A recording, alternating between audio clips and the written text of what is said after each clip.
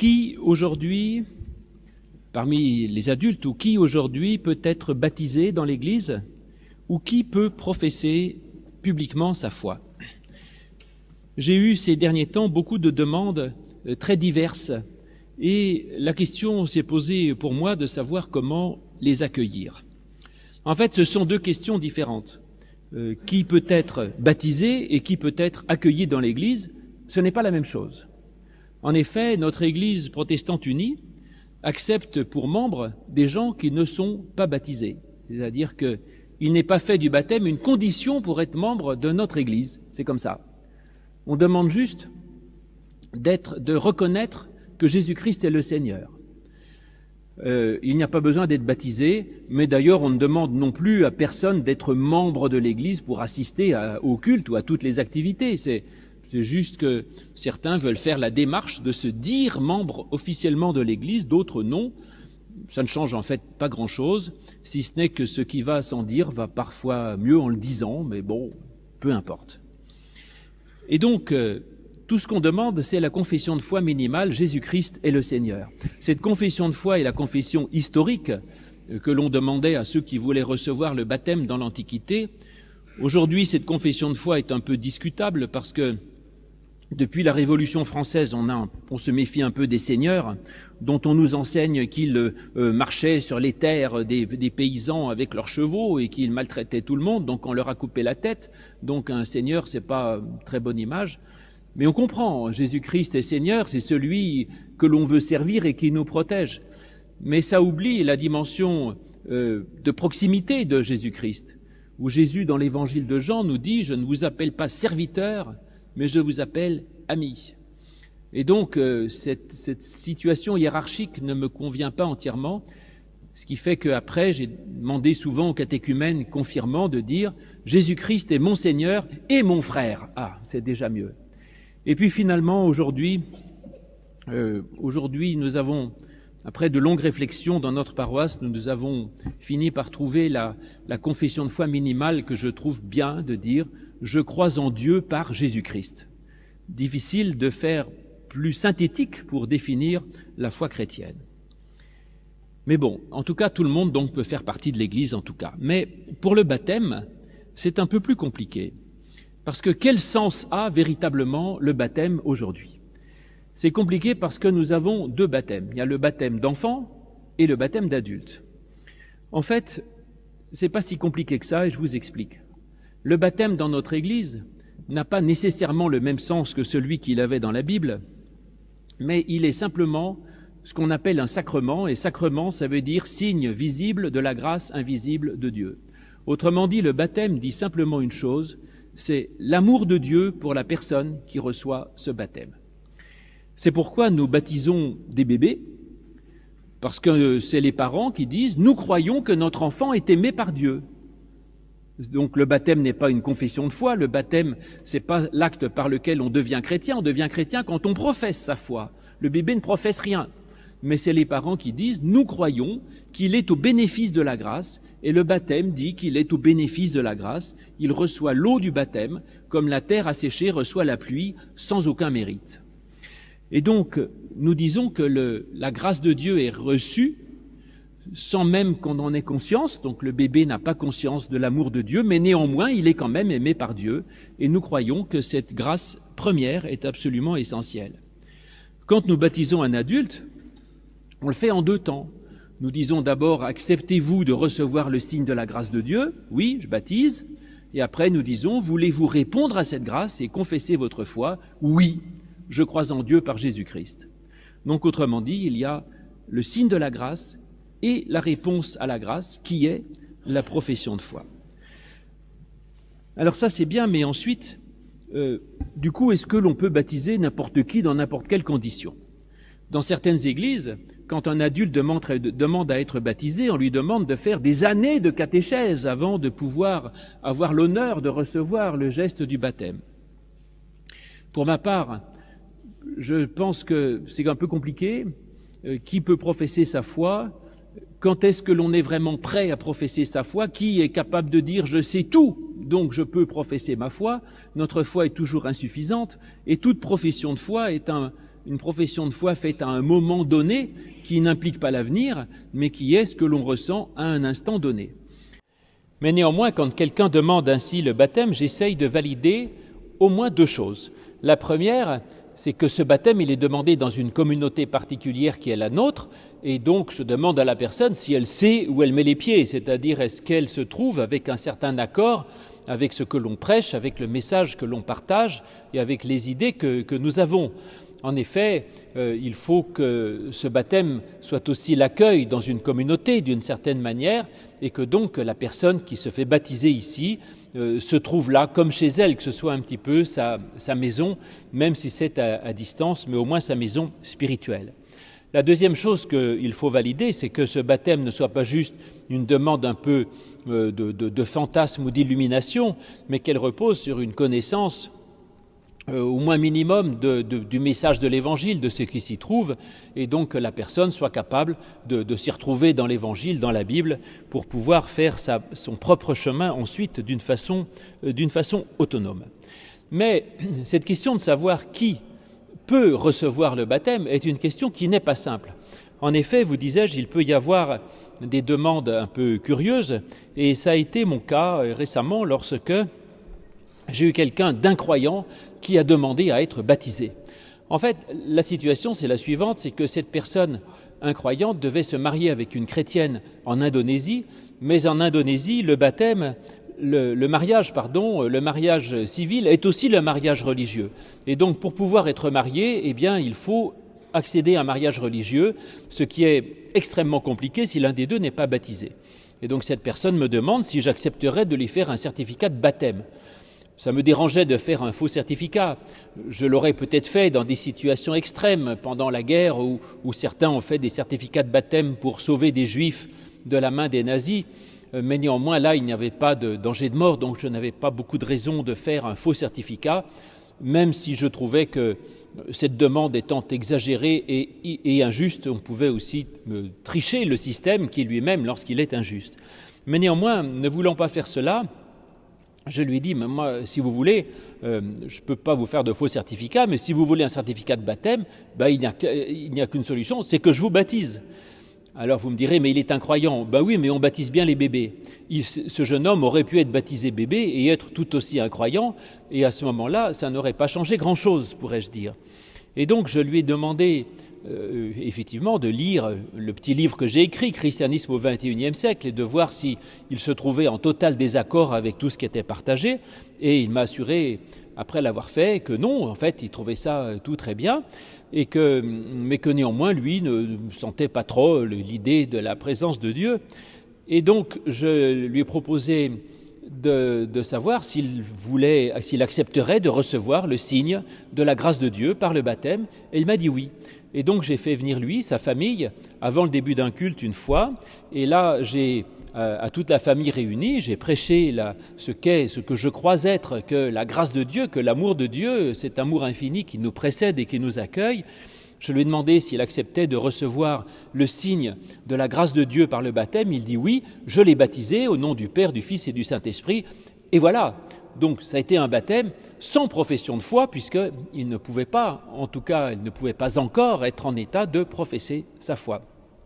Mais en fait, je pense que je n'ai pas fait quelque chose de malhonnête ni de faux, parce que j'ai dit moi-même la grâce sur cette personne qui était consentante à ce geste, et je crois que même un incroyant est au bénéfice de la grâce de Dieu. Et si le baptême est le signe de la grâce inconditionnelle de Dieu, je crois qu'elle est aussi donnée à celui qui ne croit pas. Et par conséquent, en lui donnant le signe de ce baptême, j'ai juste dit, d'une certaine manière, à lui et à ceux qui étaient avec lui, qu'il était, et que je croyais, moi en tout cas, qui faisait ce geste, qu'il était sous la grâce et l'amour de Dieu. Mais revenons à notre texte, parce que toute bonne démarche protestante doit s'appuyer sur l'Écriture. Dans l'Écriture, nous avons donc ce baptême de l'eunuque éthiopien fait par Philippe en Acte 8, et on pourrait chercher dans ce texte et se demander, est-ce qu'il y a dans ce texte des conditions qui pourraient empêcher le baptême de l'eunuque ? C'est la question que l'eunuque pose à Philippe, qu'est-ce qui m'empêche d'être baptisé ? Et la réponse, c'est rien. C'est juste qu'il y a de l'eau. Donc pour être baptisé, il faut de l'eau. Et apparemment, c'est la seule condition qu'il y avait pour que l'eunuque puisse être baptisé. Alors qu'en vérité, il y avait de très nombreux obstacles qui auraient pu empêcher ce baptême ou qui pourraient aujourd'hui le rendre à peu près impossible. La première chose, c'est que cet eunuque éthiopien était en train de rentrer chez lui, en Éthiopie. Et donc, certainement qu'il habitait très loin de Jérusalem et qu'il ne pourrait pas être un paroissien régulier, je dirais, de la petite communauté de Jérusalem. Eh bien, ça n'est pas grave. Et je crois que nous avons cette situation-là même pour nous dans notre Église aujourd'hui, où certaines personnes demandent à être baptisées ici tout en habitant loin, de même que nous avons des paroissiens que je considère comme réellement paroissiens, qui habitent parfois à l'autre bout de la France ou à l'autre bout du monde. Et en fait, ce n'est pas un obstacle pour faire partie de cette communauté de cœur. Parce que, après tout, on n'est pas obligé d'être tous les dimanches physiquement sur un banc pour être en communion avec une communauté. Ça peut être fait spirituellement ou même aujourd'hui par d'autres moyens qui sont tout à fait efficaces et qui permettent de le savoir. L'autre chose, c'est que l'eunuque, normalement, était absolument exclu de la religion par la loi juive. La loi juive interdisait à un eunuque de pouvoir accéder au rite habituel de la bonne religion, et donc il aurait normalement été exclu. Or, Philippe l'accueille. Aujourd'hui, nous n'excluons pas les eunuques, et ce n'est pas une question du tout. Mais néanmoins, nos églises ont vite fait de trouver des règles et des lois pour exclure certaines personnes, soit de l'église, soit de la communion. Et certaines églises disent que quelqu'un qui est dans telle situation n'a pas le droit de communier ou ne peut pas être baptisé ou ne peut pas accéder à l'église. Et donc nos églises sont toujours très rapides pour trouver des lois qui interdisent l'accès à certaines personnes. Eh bien, nous devons, je crois, pour être fidèles à l'Écriture, aujourd'hui être capables de transgresser ces lois et de dire il n'y a aucune raison objective qui puisse permettre de vouloir exclure qui que ce soit du message de la grâce, ni de sa présence à l'Église, ni de l'accès au sacrement, ou de pouvoir bénéficier du signe de l'amour de Dieu, de la grâce de Dieu dans les sacrements ou dans la communion ou d'autres choses. Et puis enfin, on peut trouver aussi que la préparation au baptême était quand même un petit peu rapide.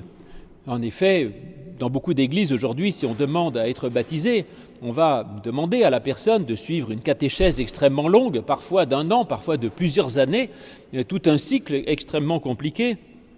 Et là, on voit que Philippe va baptiser l'eunuque éthiopien après une discussion de, je ne sais pas, quelques heures, tout au plus, en tout cas pas plus d'une journée, lors de ce voyage dans sa voiture, dans son char. Et on peut considérer que la catéchèse a quand même été un petit peu rapide. Eh bien, je ne suis pas certain non plus qu'il faille forcément le voir comme ça. On ne peut pas demander à quelqu'un d'être 100% prêt pour être baptisé. Est-ce qu'il faut tout savoir pour pouvoir faire partie de l'Église? Est-ce qu'il faut avoir une foi accomplie, totale et absolue pour faire partie de l'Église? Je ne crois pas.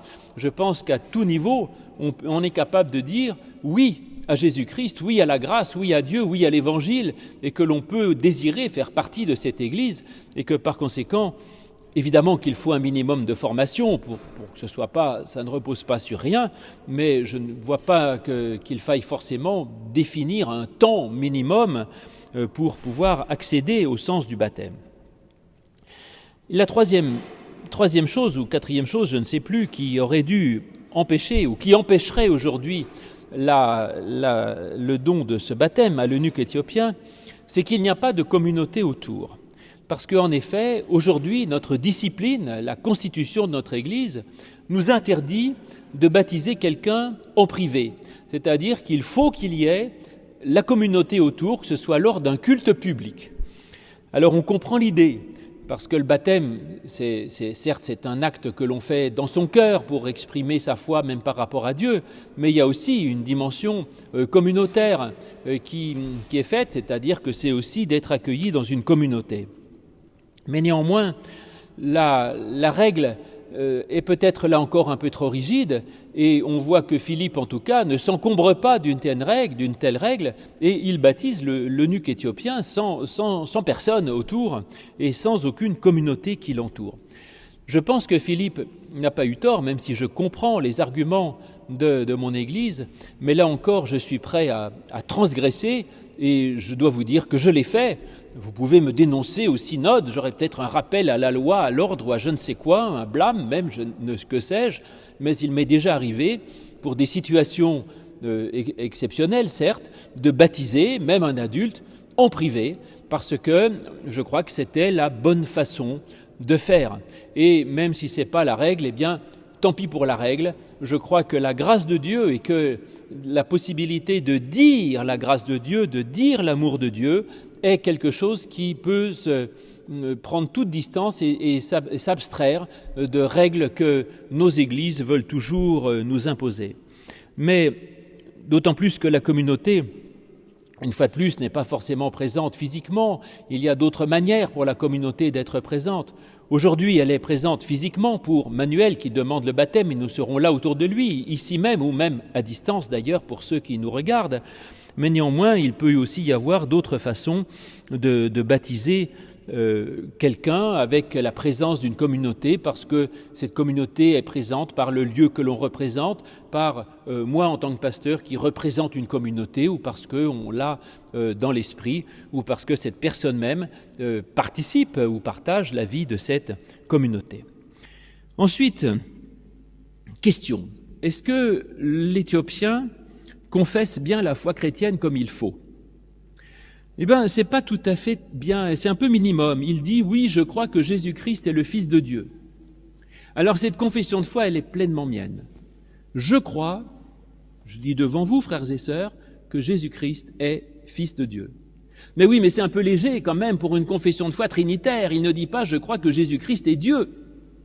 Et pour certains, même, par exemple, pour le Conseil écuménique des Églises, il dit que c'est ouvert à toutes les églises qui professent la foi trinitaire. Et donc, si on n'est pas trinitaire, est-ce qu'on a le droit d'être chrétien ? Je dirais, c'est plus ou moins mon cas. Enfin bon, je ne crois pas que Jésus soit Dieu. On pourra encore en parler, deuxième sujet de dispute. Je crois qu'il est Fils de Dieu. Mais en tout cas, je ne crois pas que Jésus soit Dieu sur terre. Donc non, je ne crois pas en cela. Et est-ce que j'ai le droit d'être chrétien ? Eh bien, d'après Philippe, oui, voilà, Jésus-Christ est le Fils de Dieu. Je le dis. Et par conséquent, on peut dire qu'au moins l'Éthiopien confesse quand même quelque chose, même si ce n'est pas tout à fait comme le voudrait l'Église d'aujourd'hui, mais en tout cas, il confesse quand même quelque chose. Eh bien, en fait, non. Parce que si on lit le texte de près, on se rend compte qu'il sera baptisé sans professer sa foi. En effet, vous regardez dans vos Bibles, quand dans ce passage, tout le passage où il confesse sa foi est mis entre crochets pour dire, en fait, c'est pas dans les versions les plus anciennes. Le verset 37, Philippe dit, si tu crois de tout ton cœur, cela est possible. L'eunuque répondit, je crois que Jésus-Christ est le Fils de Dieu. Ce verset 37 est absent de toutes les versions anciennes. Et avant, le texte allait directement. L'eunuque dit, voici de l'eau, qu'est-ce qui m'empêche d'être baptisé ? Verset 38, Philippe ordonna d'arrêter le char, ils descendirent et il le baptisa. Autrement dit, qu'est-ce qui m'empêche d'être baptisé ? Rien. Et il n'y a même pas de confession de foi. Mais vous voyez que très vite, ça a embarrassé les communautés chrétiennes, qu'on se dit, c'est pas possible. Philippe, il est allé un peu vite, il baptise quelqu'un qui ne professe même pas sa foi. Et donc, ils ont rajouté une profession de foi pour dire, quand même, il faudrait peut-être quand même que pour baptiser quelqu'un, la personne professe sa foi. Dans le texte original, non. Il n'y a pas de profession de foi demandée pour recevoir le baptême. C'est assez étonnant. Et même, il y a encore autre chose, c'est que certaines versions dans le texte occidental rajoutent quelque chose, et au verset 39, au lieu de dire un peu plus loin, l'Esprit du Seigneur enleva Philippe, ils ont mis, l'Esprit tomba sur l'eunuque, et un ange du Seigneur enleva Philippe. C'est-à-dire qu'il rajoute là, il y a l'Esprit et il y a Philippe, et rajoute au milieu, l'Esprit tomba sur l'eunuque et un ange enleva Philippe. C'est-à-dire qu'il considère que le baptême suppose aussi une expérience spirituelle du Saint-Esprit, une expérience extatique. Eh bien, elle n'est pas non plus dans le texte original. Donc voilà tout ce que nous veulent nous rajouter les églises. Mais depuis presque 2000 ans, hein. Il faut confesser sa foi et il faut ressentir une expérience mystique, le baptême du Saint-Esprit, sinon tout cela n'est pas valide. Eh bien, abandonner cette idée.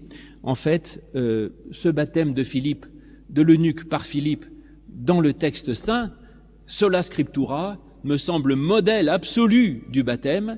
On peut être baptisé au nom du Seigneur Jésus-Christ, sans grande catéchèse, sans confession de foi, sans mention de l'esprit et sans dimension communautaire.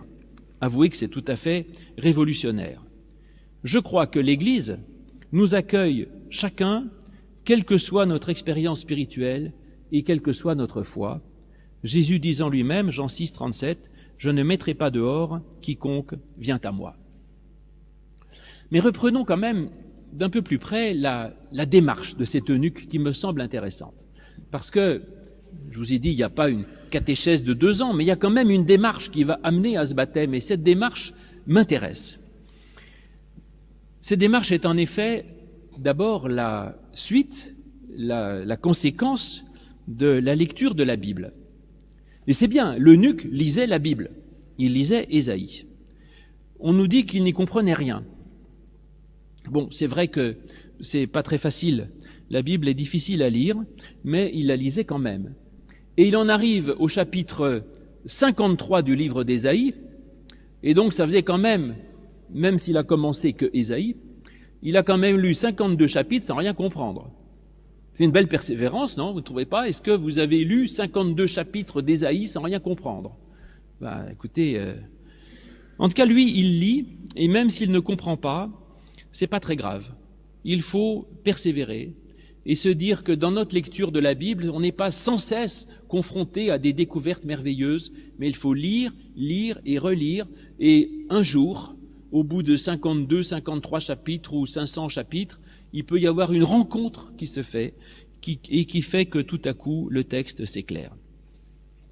Et ce qui va l'aider, c'est à la fois une rencontre, donc Philippe, et puis une question, qui à mon avis, la bonne question que doit se poser toute personne qui lit l'Écriture. C'est la clé de compréhension, d'interprétation de tout texte biblique.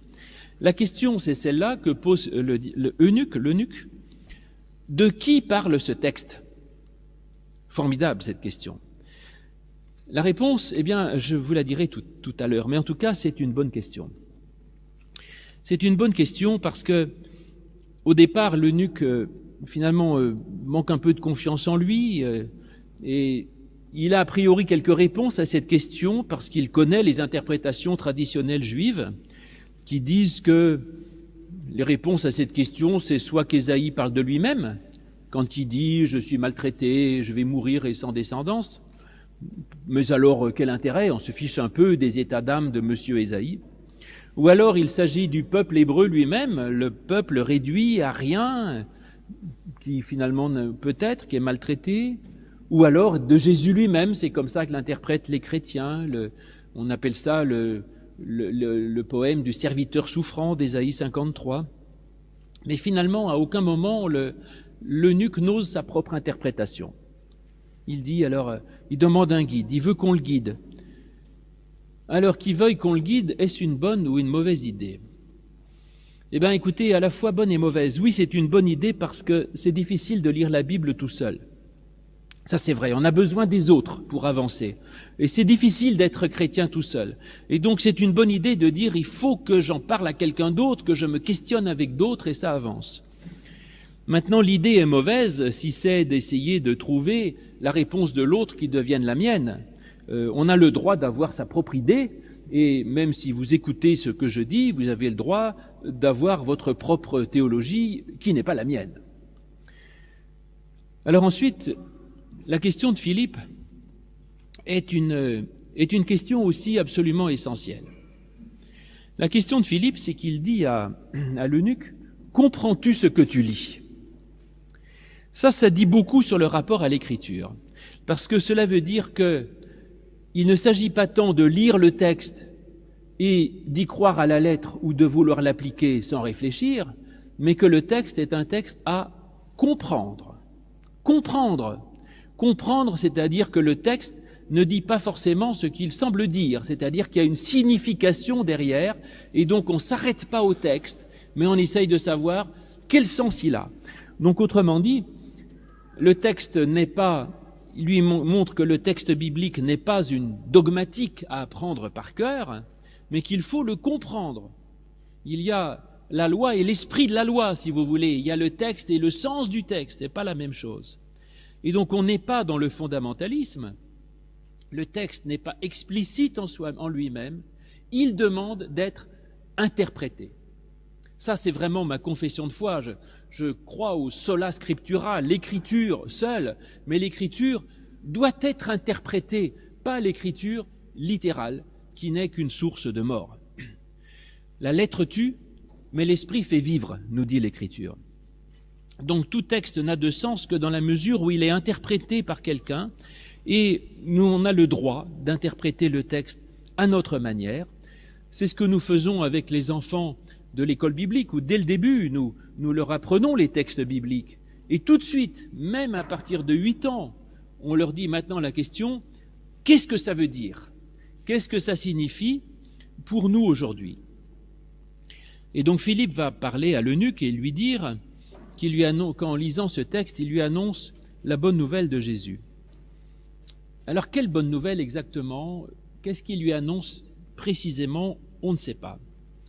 Moi j'ai pensé qu'il lui expliquerait que en fait ce texte ne parle pas d'Ésaïe ou du peuple, mais qu'il parle de Jésus, c'est-à-dire du serviteur souffrant, du Messie faible, mais non.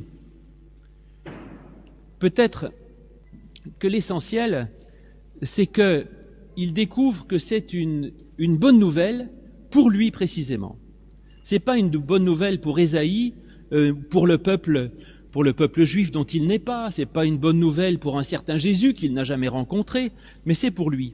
Et donc il y a une troisième voie, une voie à laquelle ne pensait pas l'eunuque, c'est que justement voilà la réponse. De qui parle ce texte? La réponse c'est il parle de toi.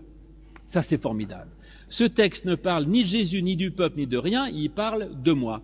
Je vous ai dit, la clé d'interprétation de tout texte, c'est comment ce texte parle-t-il de moi? Où suis-je dans le texte? J'ai cru longtemps avoir fait une découverte formidable par cela, jusqu'à ce qu'un de mes amis, bon père jésuite, me dit « Mais mon ami, tu n'as rien inventé, c'est la base des exercices spirituels d'Ignace de Loyola chez les jésuites. Tout texte, où est-ce que vous êtes dedans ?» Alors, Luc ne donne pas la réponse à la lecture de ce passage, parce que on peut parler du Christ, mais en quoi serait-ce une bonne nouvelle pour nous que quelqu'un, il y a 2000 ans, ait été sauvé? Il faut que ce soit une bonne nouvelle pour l'eunuque. Et là, c'est assez évident, parce que ce texte, en fait, parle de lui-même. En effet, si on lit le passage, relisez-le en vous mettant dans la peau de l'eunuque. Il dit, dans son humiliation, son droit a été supprimé. Ben c'est ça, puisqu'il n'a pas le droit de prier au temple. Et sa génération qui la racontera? Ben oui, s'il est eunuque, il n'a pas de génération. Car sa vie a été supprimée de la terre. Ça parle exactement de la situation de l'eunuque.